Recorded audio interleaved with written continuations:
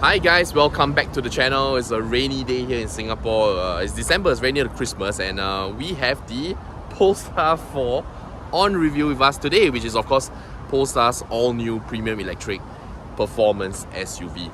The version that we have in front of us here today is actually dual motor performance version. So what we're gonna do for today is that we're gonna go take the car for a drive.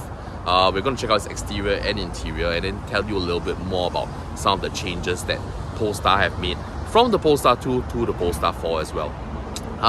If you are a driver in Singapore and you're looking to renew your car insurance for the best price possible, be sure to check out the link in the description box below. We've got some of the most competitive quotes in Singapore for you to check out. So it's free to inquire, so please check them out if you have the time or if you require the service. Without any further ado, let's get on with the review. Let's go. Alright, so jumping straight into the review, here is the exterior of the Polestar 4. So generally speaking, I think the Polestar 4 is a lot less boxy than what we saw with the Polestar 2. There are still a lot of styling DNA bits that I think are retained. For example, the car labeling or the kilowatt hour rating that is displayed on the side. Generally speaking, the headlight designs are very similar. I mean, you can't really miss it. You look at it and you kind of immediately know it's a Polestar as well. Also because of the now fairly famous North Star badge that you see over here. So in terms of size, I would say this is a pretty large car, sleek front as well, and this actually sits in terms of the hierarchy of Polestar cars. This actually becomes the middle child in the family at the current moment. So obviously you've got the Polestar 2 right at the bottom, and with the new Polestar 3, that's actually the more premium option. The Polestar 4 is actually now the middle child, so to speak. What you get in terms of its basic setup is you get 21-inch wheels as standard. Of course, these are in an aero wheel design. And heading to the back, this is where the unique part of the Polestar 4 comes into play, because this car does not have a rear windscreen. Instead, it's completely blanked out, and what you do get is a set of very high-tech cameras up at the top that display the rear view into the cabin. Let's check out the boot for a moment and see how it's like. So later on, when we take you into the car, you will also see that the rear seats they are quite plush and quite unique, and I think that's also a lot to do with, or rather there's been a lot of toggling between how much space is available for the boot versus how much space is available for the rear. But in terms of boot space, you can see it's fairly large. It can fit a golf bag quite comfortably. This is actually my wife's golf bag, a little bit different from mine. And you can see that it fits quite comfortably across in a diagonal manner. You can of course stack another bag on top, but doesn't look too comfortable in that sense. You can of course also take out your driver and put the entire bag in sideways. That means across the width of the boot. And then you can probably put 2 or 3 bags that way, and then you stack your drivers on top. But generally speaking, using golf bags as a reference, this is a fairly sizable boot that's going to be very competitive with the rest of its competition. Now, let's jump back inside the car and check out the interior of the Polestar 4.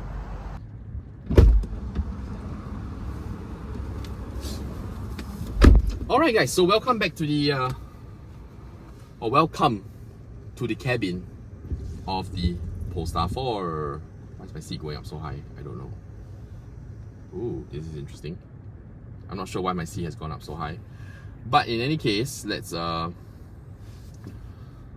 about the interior of the Polestar 4.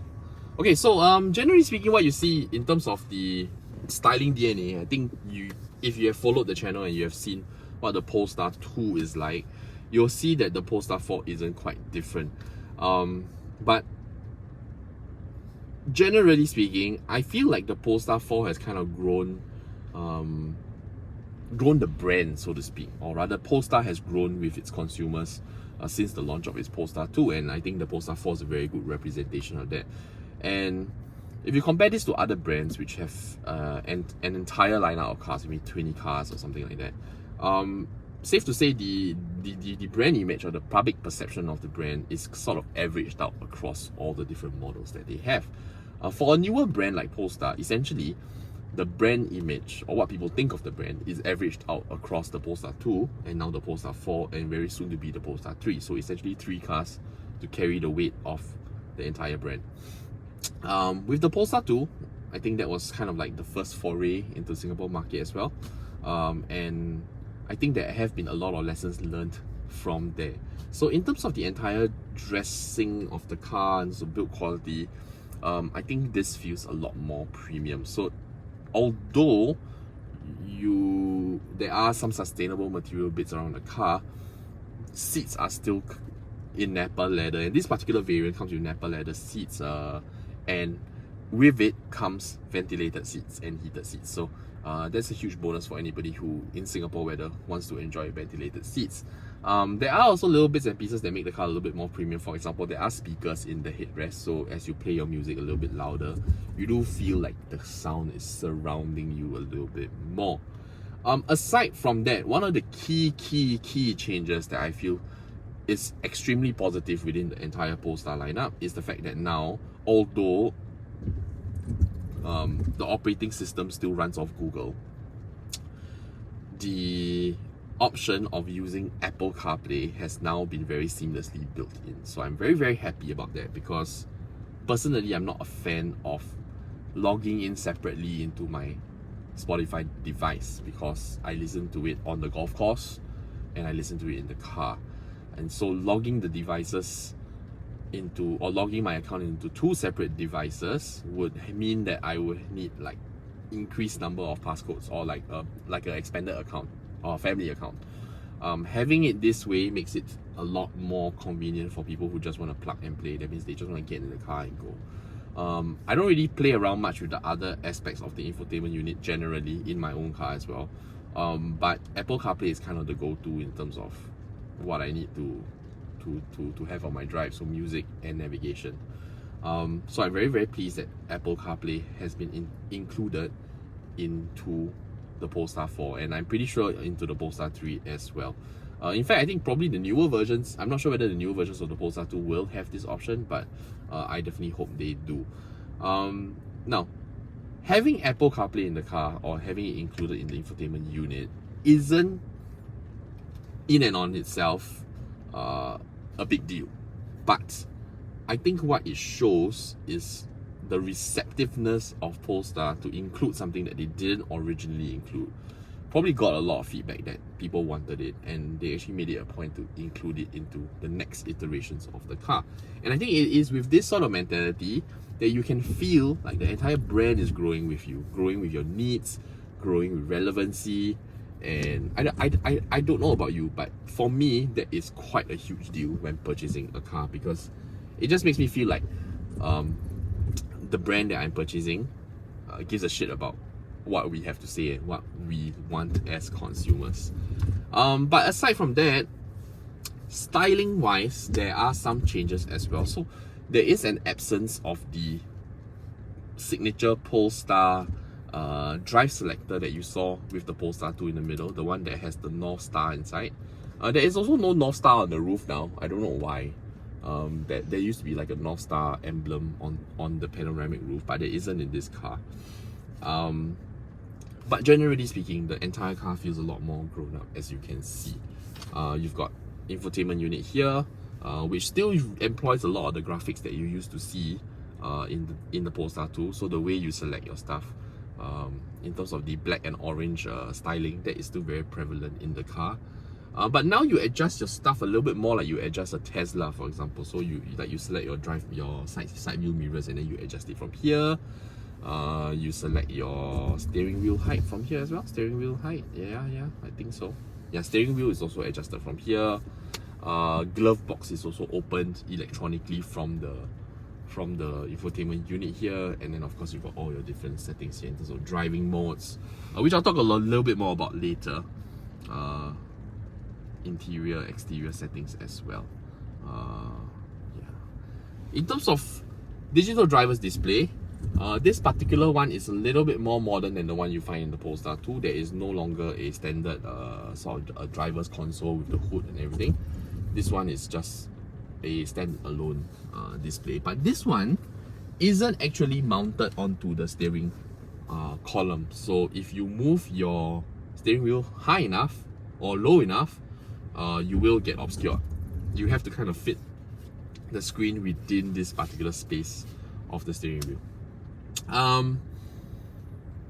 Yeah, aside from that as well, you don't have physical aircon vents anymore. Polestar 2 used to still have physical aircon vents. You don't have those anymore. So these are electronically controlled like you see in many cars today. So if you want to adjust your air condition, you have to kind of drag the air vents to your desired location. Or if you're lazy, you can just press this button, which essentially means point to driver. This one means point away from driver, and this one puts the aircon system into oscillate, so it will move like your home aircon, you know. So I generally think the oscillate function is a pretty useful one, because half the time, you know, you don't really know. I mean, especially in Singapore, right? You come into the car, it's super hot, and then you blast the aircon at yourself, and then after 5 minutes, you want it to go away. So having the oscillate function just kind of evens out the entire process, I feel. Just makes it, you know, just requires you to have a tiny bit of patience while the car cools down, and then after that it sort of just does its own thing and regulates its own temperature. So I think I kind of like that. But enough about that. Let's jump into the rear of the car, because the rear of the car is probably one of the most comfortable rear seats I've sat in a while. So I'm very keen to show you guys the rear seats. Let's jump in the back, check it out, and then come back into the driver's seat to take the car for a drive. Let's go.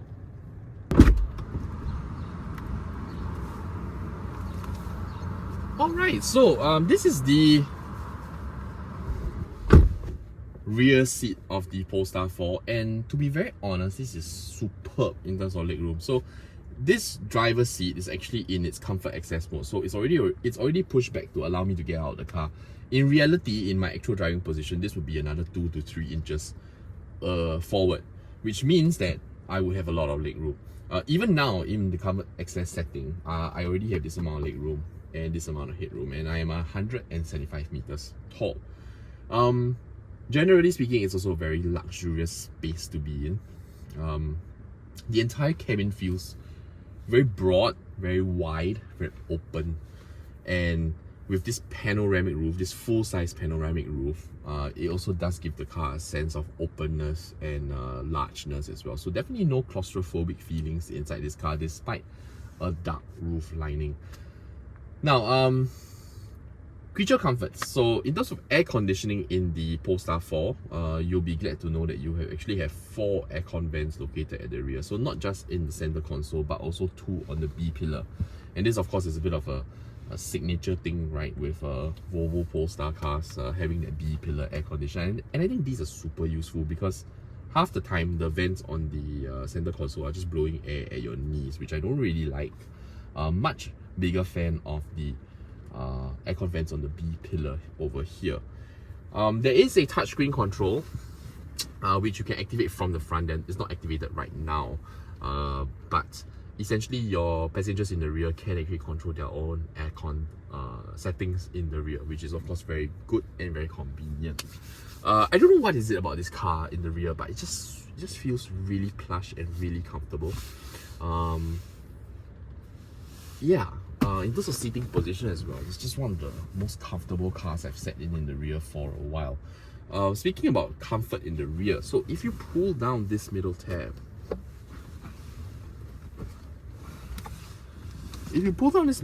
so obviously it serves as a bit of armrest. You've got some storage areas here, and of course a cup holder here. But of course you also do have reclining seats, so you can, oh, it was already reclined, so you can make the seats more upright, which changes the entire feel of the car, or you can recline it. And so now I know how my daughter has been sitting the last couple of days. But anyway, if you recline the seats all the way, it's actually a pretty comfortable car as well. And the boot space that you saw earlier, that was based on the most reclined seat setting. So even with the seats fully reclined, you do get quite a lot of space in the boot as well. I like the fact that there's no rear windscreen because there's less amount of light coming into the cabin. I know I said that the car feels open and wide and that the panoramic roof does help, but I'm a person that generally likes to feel a bit more enclosed, not in a claustrophobic way, but I do dislike it when too much sun comes into the car feels overly bright. Good news is that with the Polestar 4, I think that's all very, very nicely managed because this is tinted, obviously, and then of course you got no light coming through the rear windscreen. So it's really just the side windows that light comes in from, and generally what that creates is a pretty cozy atmosphere here in the back. I could sit in this car for many hundreds of kilometers, let's just put it that way. But enough about the rear seat. I'm interested to bring the car for a drive, so let's jump back into the driver's seat, take the car for a drive, and I'll tell you what I think about it. Let's go.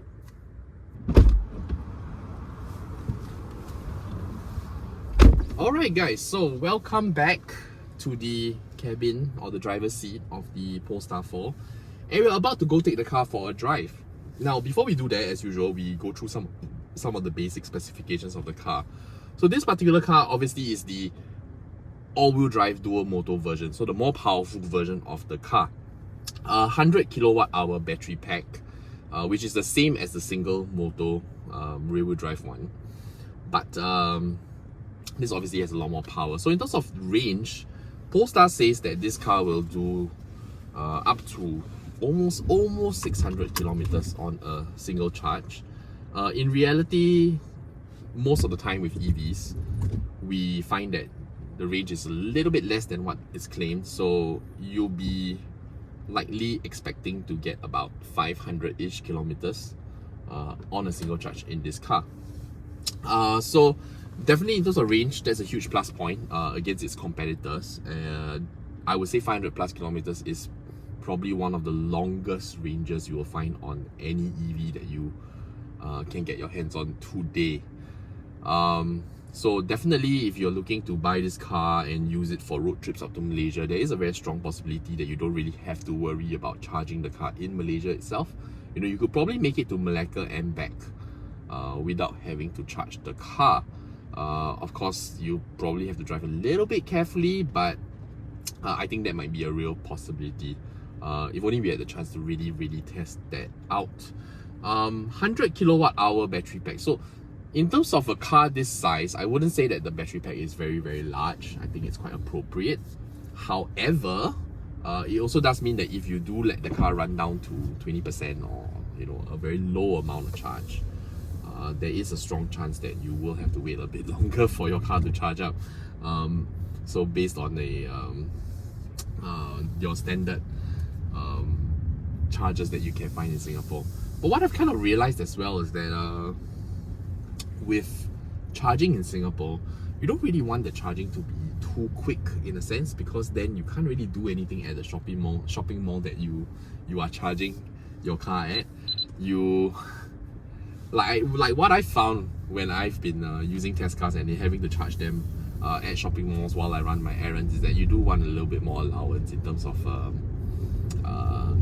allowing the car some time to charge up. So put it on a slow charger, a 50 kilowatt charger, or even 22 actually, and then just let it go for a couple hours while you go watch a movie or something. I think that's all very well and good.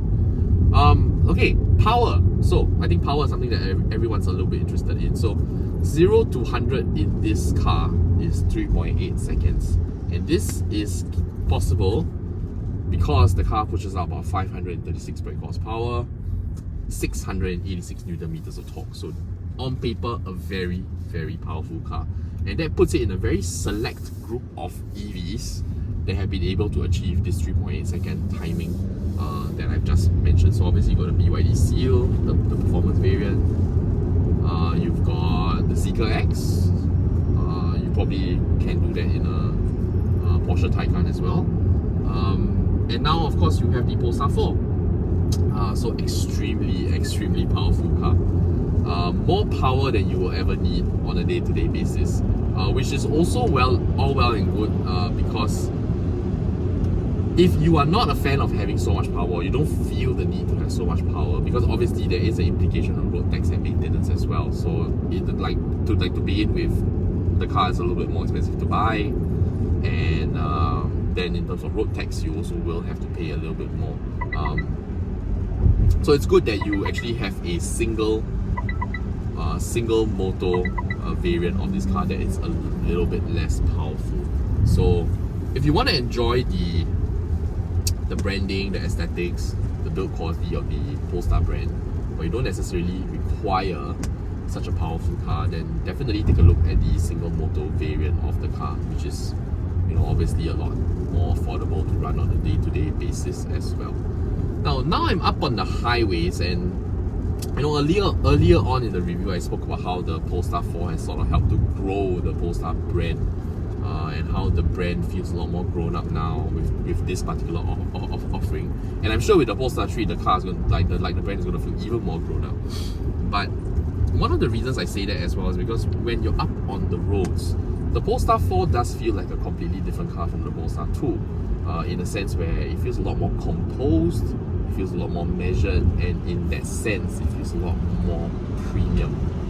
I'm not sure if people will agree with me on this, but I tend to feel like cars that are a little bit unhurried, cars that feel plush and comfortable, they do tend to lend themselves to feel a little bit more premium than cars that are built to be firm and hard and edgy. So obviously this car has all the performance DNA that you would require if you should so desire to choose the car and gun it. But you don't necessarily have to do that to enjoy this particular car. You know, if you're just driving around on a normal day like I am today, I mean, it's raining outside, so I'm not really going to choose the car, but right now I'm doing about 70, 80 kilometers per hour, and the car is so comfortable. It's such a capable cruiser, and even at higher speeds, you know, you do feel this as well. The car feels planted, it rides over all the irregularities in the ground very, very nicely, and it does make for a very relaxing drive. Not only does it make for a very relaxing drive, but I think the Polestar 4 will lend itself to a wide range of drivers, and that's down to the fact that it's got quite a lot of adjustability in terms of its drivetrain. So I'm a fan of heavier steering feels. I think if you watch the channel, you will know that as well. So I'm very happy that in the Polestar 4, you do have options to toggle your steering wheel. And I think most cars have that as well, but in the Polestar 4, I think you really do feel the difference in the steering wheel. So if you want it to be as light as a feather and, you know, kind of just make your one-hand driving very easy, you can do that. But if you do prefer a more sturdy steering wheel, I think that's available in the car as well. Another thing that you can adjust is obviously the way regenerative braking behaves in the car. If you want to take the car all the way to one pedal drive, that's also possible in the Polestar 4. Personally, I'm not a huge fan. So up on the highways like that, I like the car to have almost no regenerative braking, like zero. And I'm not sure if whatever I'm experiencing now is completely zero regen braking, but it feels pretty close to it. So I'm pretty happy about that, and I like the way the car just kind of glides forward and glides endlessly when you turn off, or you turn the regenerative braking down to its lowest setting. Another thing that seems to be a common distinguishing factor between drivers is whether or not they like the car to creak when the car is stationary. So personally for me, I like the car to creak because it just feels a bit more natural coming from a petrol powered car, and I still drive petrol powered cars on a day-to-day basis. So that feels a lot more natural to me. But if you've been driving an EV without creep mode on for a long time, and you know, then it's just something that you probably get used to. I just feel like having the creep mode on makes it a lot more convenient, especially when you're parking in very, very tight spaces and you need very, very small acceleration inputs. I feel like it's a lot more convenient to reverse park or to park in general when you have some level of creep mode on. Then you just essentially need to toggle your brake pressure to get the car into the parking lot. Without creep mode on, you kind of have to just you have to be very careful not to let the car go into a stationary situation, because then you have to step on the accelerator again. Okay, but all that's a very all those things are pretty boring. I'll show you a little bit more interesting stuff about the car now. So in terms of performance, there are also performance modes that you can toggle between. So right now I am driving the car in actually sort of comfort mode, and even in comfort mode, you've got more than enough power. So let me just hit up here. So easy power, extremely easy power. The car does it in a really, really effortless way. But what's interesting is that it almost feels like the Polestar 4 has this sort of like a two-stage acceleration. So when you first step on the accelerator, you first command the car to go.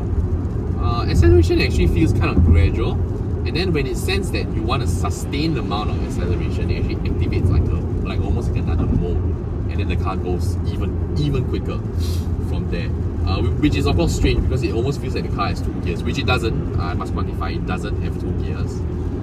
But it just almost feels that way, so to speak.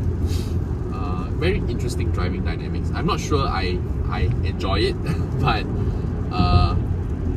yeah, but it's definitely something that is present in the Polestar 4.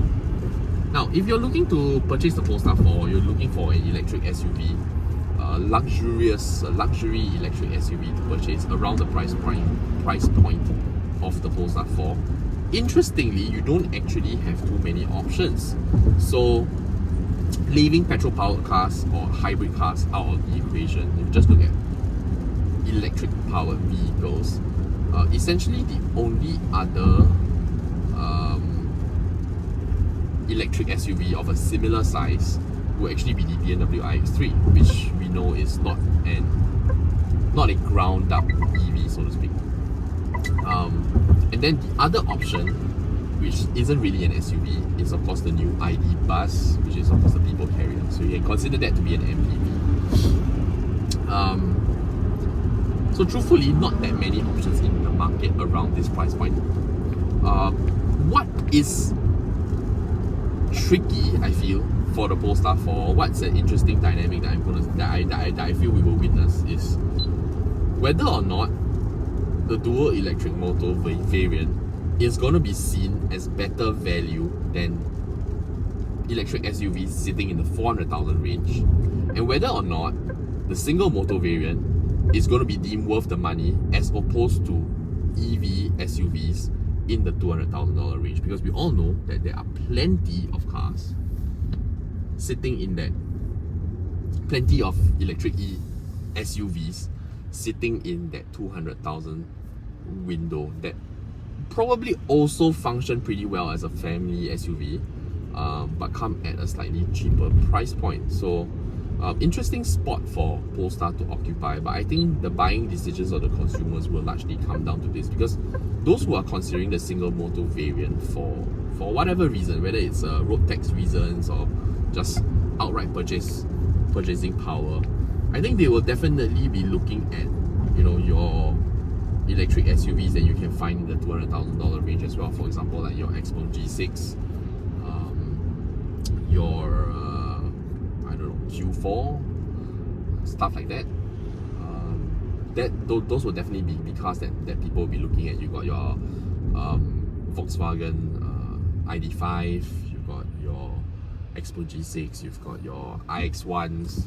Those are definitely still very, very capable family cars, and definitely not as large as the Polestar 4, but there will definitely be a point of comparison, because at the end of the day, the Polestar 4, however large and comfortable the car is still a 5-seater at most, which makes it comparable to many of the cars in the lower price point as well. So yeah, people will be looking at all these cars together. They're not gonna separate the cars according to whether or not this car sits in the $200,000 price range or the $300,000 price range. I think as long as it suits their purpose, they're gonna view it together, and therein lies the challenge, whether or not the Polestar 4, the single single motor variant is going to be good enough to overcome that price difference. If you look at the dual motor variant, I think it definitely does enough to make a compelling case against cars that are more premium. So if you're looking at SUVs in the $400,000 range and you compare those cars to the Polestar 4, the dual electric motor, there is definitely a lot of value in this car because it's big, it's quick, it looks good, it's well built, and I think it's got one of the most fantastic ranges in terms of amount you can drive on a single charge. So definitely a lot to think about for the consumer. So if you are interested in the Polestar 4, I suggest you really go down to the showroom and try it out for yourself and see whether or not this is a compelling case for you. And I mean, everybody's got a bit of a slightly different priority risk when purchasing their cars as well. So definitely want to try it out and try it out for size and see where it takes you. Okay, so at this juncture, if you have any questions about the car that you are interested to know about, details about the car that I haven't mentioned or I haven't touched on, please put your comment section, questions in the comment section below. I'll be more than happy to answer them when we have the time. Now, if you are a driver in Singapore and you're looking to renew your car insurance for the best price possible, be sure to check out the link in the description box below as well, because we've got some of the most competitive insurance quotes for you to check out. Free to inquire. If you require them, do check them out for your comparison. And if you have found this review useful, or if you have enjoyed it in any way, please consider giving this video a like and subscribing to the channel. We've got many more reviews coming out every single week for you to enjoy. In fact, we've got a pretty exciting lineup for 2025, and this is one of the last cars I'm driving for 2024 as well. So going into 2025, we've got some pretty exciting stuff lined up for you. So we'll see you on the other side. If not, please take care of yourself, stay safe, and we'll see you next time. Bye bye.